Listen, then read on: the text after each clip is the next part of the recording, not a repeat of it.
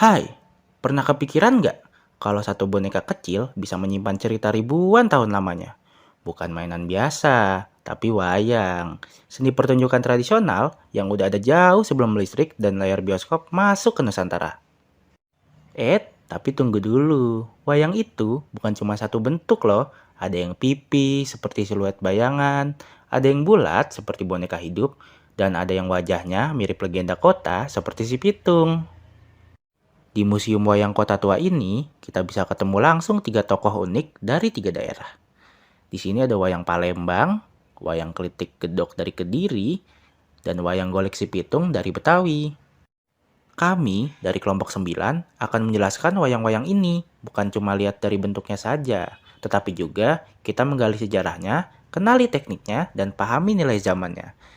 Let's go!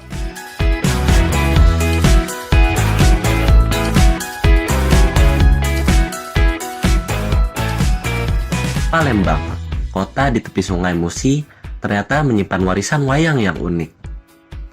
Wayang kulit Palembang adalah bentuk adaptasi budaya Jawa dan Melayu yang diselaraskan dengan Islam.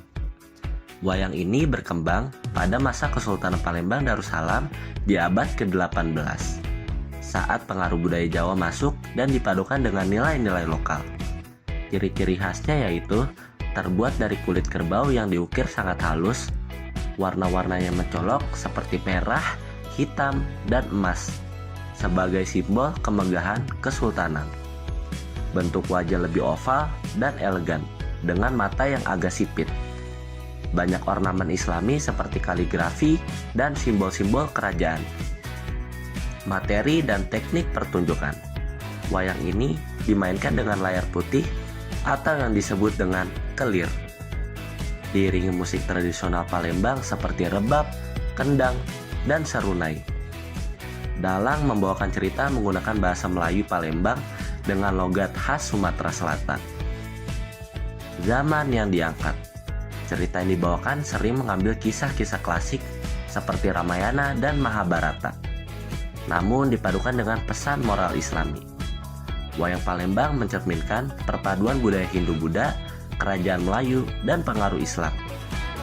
Menariknya, wayang ini bukan hanya pertunjukan, tapi juga alat dakwah untuk menyebarkan nilai Islam tanpa meninggalkan akar budaya lokal.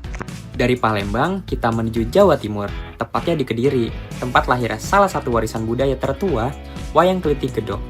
Klitik itu berasal dari suara yang ditimbulkan saat wayangnya digerakkan, memiliki bunyi klitik-klitik dari kayu tipis. Nah, ini tuh yang menjadi ciri khasnya.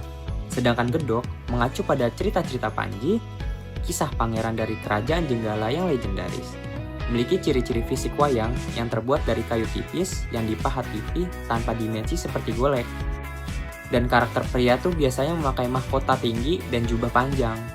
Memiliki warna yang dominan coklat, tua, hitam, dan emas muda. Dan detail ukirannya tuh halus namun tetap kaku. Ini menjadi ciri khas wayang zaman klasik. Dan gerakannya tuh terbatas tapi sangat simbolis. Dan biasanya tuh wayang ini dimainkan oleh dalang di balik layar, menggunakan bahasa Jawa Kromo dengan iringan gamelan, pelong slendro. Kadang dibacakan tembang atau puisi Jawa di sela-sela adegan.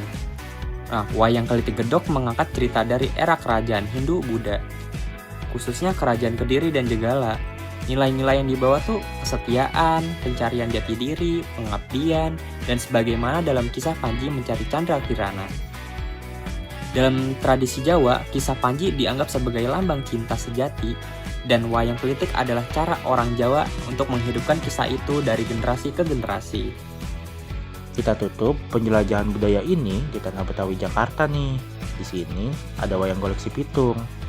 Wayang Golek Si Pitung adalah perpaduan antara seni pertunjukan dan legenda urban masyarakat Jakarta. Si Pitung ini dikenal sebagai pendekar Betawi atau biasa disebut pencuri yang membela rakyat kecil, mirip Robin Hood. Ia menjadi tokoh wayang karena ceritanya yang sangat kuat secara moral dan simbolik. Ciri-ciri wayang Golek Si Pitung ini terbuat dari kayu utuh berbentuk 3 dimensi. Wajahnya realistis, ekspresif, membawa karakter yang kuat. Kostum khas Betawi seperti baju koko, peci, dan sarung. Tangan dan kepala bisa digerakkan luas, cocok untuk pertunjukan modern.